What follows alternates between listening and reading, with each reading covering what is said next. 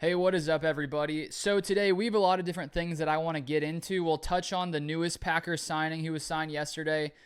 I'll also touch on the Elton Jenkins situation. He apparently wants a reworked contract. And then finally, I'll give my thoughts on the Packers schedule, which came out yesterday. So first off, Jaden Jenke, wide receiver, was signed according to the Packers website yesterday. He's 6'2", 212 pounds. It came out from Bill Huber that he had worked out with the Packers early Wednesday morning. And so he's now the 12th wide receiver on the Packers roster. It's a very crowded room, especially with the Packers drafting Matthew Golden round 1, Savion Williams in round 3. And so for Jenke here, it's going to be very tough to make the team. And, maybe he can get a spot on the practice squad. A little bit of information about him. He went to college at South Dakota State. And he actually played college football with Tucker Kraft and one of the newest Packers undrafted running backs, Amar Johnson. So they were all there, at least for a time together at South Dakota State. And he went undrafted back in 2024, then signed with the Houston Texans on May 10th, 2024.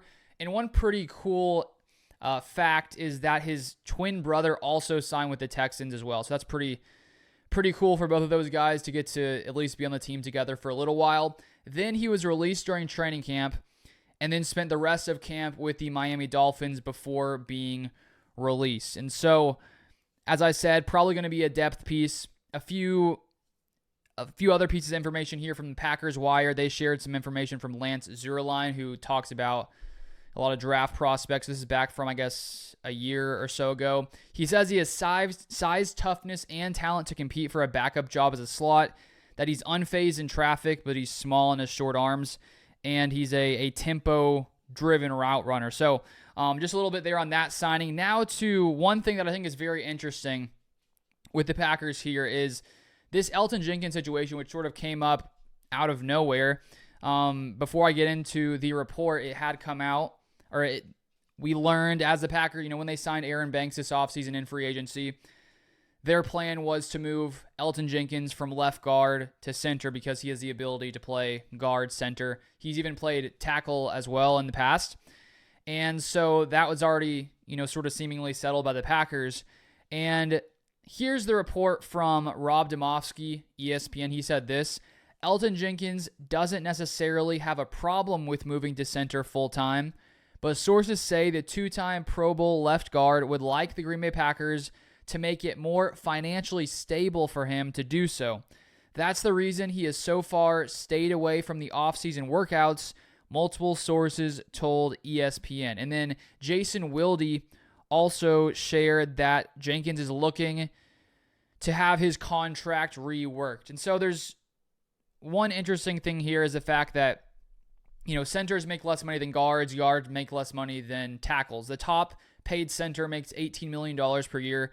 The top paid guard makes $23.4 million per year, and the top tackle $27.5 million. So there's no doubt that moving from guard to center is not the best outcome financially. And when we look at Elton Jenkins and his contract, he still currently has 2 years left in his deal that he signed in December of 2022. It was a $68 million contract extension. And so it sounds like Jenkins is fine to move to center, but he said from Rob Demovsky, he wants more. He wants the Packers to make it more financially stable for him. Wilde said he wants his contract reworked.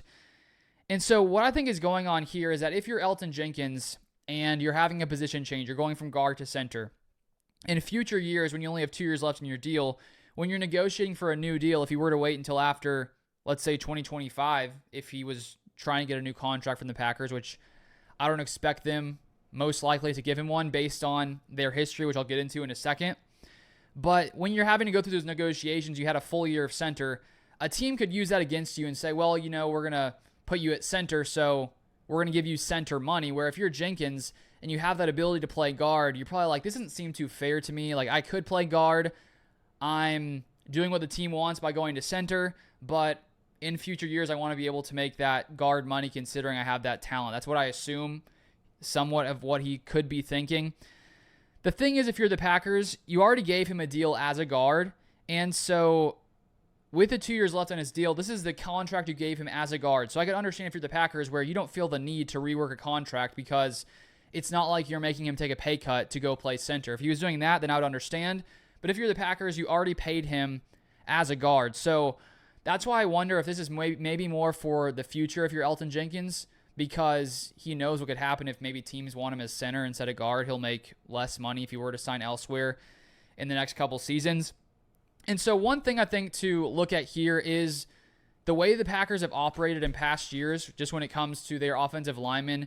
And I was doing some digging earlier today just to look at a few of the Packers' key offensive linemen over the past 5 to 10 years and basically how they left Green Bay, what age. Because Jenkins is getting near the age where Packers players, at least Packers offensive linemen, typically leave Green Bay. Not saying it will happen now, but he's very close to that time. He's 29 years old. He's going to be 30 on December 26th, so near the end of the season. So next offseason, he'll be 30 years old. Now, I want to go over Josh Sitton, Corey Linsley, TJ Lang, and Brian Bulaga, how old they were, and how things transpired. So Josh Sitton, who was a Packers 2008 fourth-round pick, very solid player for Green Bay for a long time. He ends up getting released in September of 2016 when he's 30 years old, so close to where Jenkins is. He actually still had 1 year left on his deal, coming off a Pro Bowl season. And so that could be a very similar situation to Elton Jenkins, not because of him, moving to center, but just when you look at their age and their contracts, it's lining up very similarly because Jenkins, after he plays this year, 2025, he'll have 1 year left in his deal. So the Packers moved on from Sitton when he still had 1 year left in his deal, even though he was coming off a Pro Bowl season. So the Packers don't typically really care if a guy's had a great season, even if they're 30. They're a team that will move off of you even if you've played well just because they want to not end up paying you a ton more money, giving you another contract when you're going to be 31, 32, which is an age where you don't always know how much longer a guy's going to play at a top-tier level. So they moved on from Sitton with 1 year left. He played 3 more years, 2 more at a pretty high level with Chicago. And so that's sort of where that left him. He was 30, which would be how old Jenkins would be next offseason. And it's very possible the Packers move on next offseason. It's not like a definite, but in my mind, seeing what the Packers have done in the past, it wouldn't be shocking. They'll save $20 million if they move on from him after 2025, so they have an ability to move on. And then Corey Linsley was a center. He was 29 when he entered free agency, and the Packers didn't want to pay him. He entered free agency 2021, and he became the highest paid center in the league at the time, signed by the Chargers.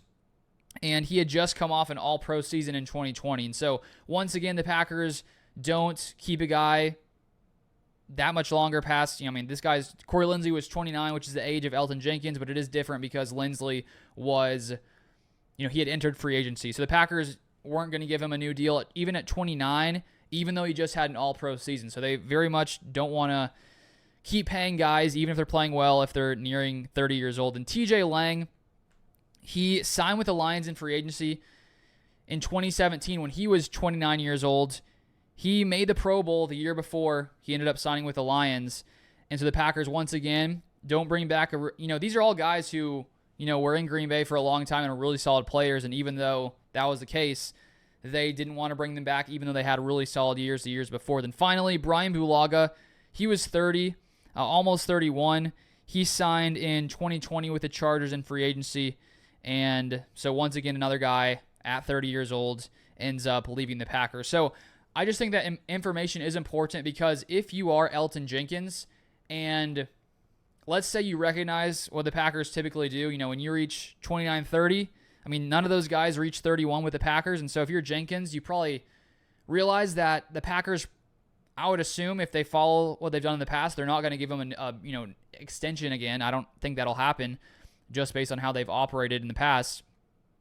Then if you're Jenkins and you're starting to get paid center money, you probably don't want to be seen as a center entering free agency. You'd probably want to be seen as a guard entering free agency because you'll make more money as a guard. And so I just wonder if, because Jenkins is willing to move from guard to center, even though he's a very good guard, I wonder if he, wants to get some more guaranteed money just to sort of, maybe because the Packers could know that he doesn't probably want to be paid as a center in future years. So maybe they could say, oh, okay, we'll give you a little bit more guaranteed money on your contract, because apparently he doesn't have any more guaranteed money. Rob Domofsky also shared how the Packers almost never adjust contracts with 1 year remaining, and that Jenkins has $32.8 million left on his deal, and none of it is guaranteed. And so this is something that we'll keep an eye on, because the question is, what if the Packers say to Elton Jenkins, we're not going to rework your contract? Is that going to cause a problem? Will Jenkins continue to sit out? So right now, it's hard to know how serious this could be, but with any situation where players are, skipping practice or, even, staying away for whatever reason, whether it's voluntary, involuntary, whatever it may be, that's definitely something to keep an eye on. And because things can accelerate out of nowhere, quickly. So this could be a big deal. It could not be a big deal. Maybe the Packers decide to rework his contract and things just move smoothly going forward, but it's something definitely to keep an eye on. Now, finally, for the Packers schedule, I have it printed out right here. Part of it got smudged somehow. I don't know what, maybe coffee spilled on this. I don't know what happened exactly. I'm not going to go through the entire schedule because I assume by now you've probably seen it, but some of my biggest takeaways. So I think the biggest thing, week 1 at home in Green Bay, first time since 2018 the Packers start at home against the Lions. And so whatever happens week 1, definitely our initial reactions, considering last year the Packers struggled against NFC North teams. They only won once against the Bears thanks to that blocked field goal. But the Packers were a solid team overall last year, but against some of the best teams like the Lions, they struggled. So that'll be a good one to watch and see if hopefully the Packers can get over that and win that game, because if they lose that game, the question is going to be, man, is this a team that's just never going to be able to match up with these other top NFC North teams? I don't think that's the case, but that should be a good test week 1. And then 4 days later, we go from Sunday game to Thursday night football against the Commanders, who are a really solid team now. So short rest there. That should be a good game as well. And then Browns, Cowboys week 4 in Dallas, which is where I live. So I'm hoping to go to that one. Probably we'll see. We'll see what happens there. I guess I am going through the schedule. I guess I am. Anyways. So, okay, after week 4, then we have the bye week. And so it's an early bye week. I think that, teams probably would typically want it later just because you've only played 4 games. You probably would want it later so your guys can be healed up later in the season, but I don't think it's that big a deal. Then after the bye week against the Bengals at home, that should be a really good game against Joe Burrow and the Bengals there. So to start off first 6 weeks, some pretty solid competition. I think the Cowboys will be better. The Lions and Commanders are good. Browns, yeah, not good. Bengals, very good. So that's 4 pretty solid teams in the first 6 weeks. Then you have at Arizona, then at Pittsburgh, then at home against the Panthers. Then this will be probably one of the biggest games of the year. Monday Night Football, November 10th, at home against the Eagles. I'm pretty sure I read the Eagles are coming off a bye, so that's not great. But at least we get to face the Eagles at home. So that should be a very exciting game against, Super Bowl champs. Then at New York, at home against Minnesota. Thanksgiving game at noon against the Lions. That should be, I like Thanksgiving football. It's always great. Then at home against the Bears, at Denver, then at the Bears. So the Packers play the Bears twice in 3 weeks, which I feel like that rarely happens where you're playing a team like twice in 3 weeks. I don't know if, it's probably happened, I assume, but I feel like that's pretty rare because you play the Bears, then you play the Broncos right back against the Bears.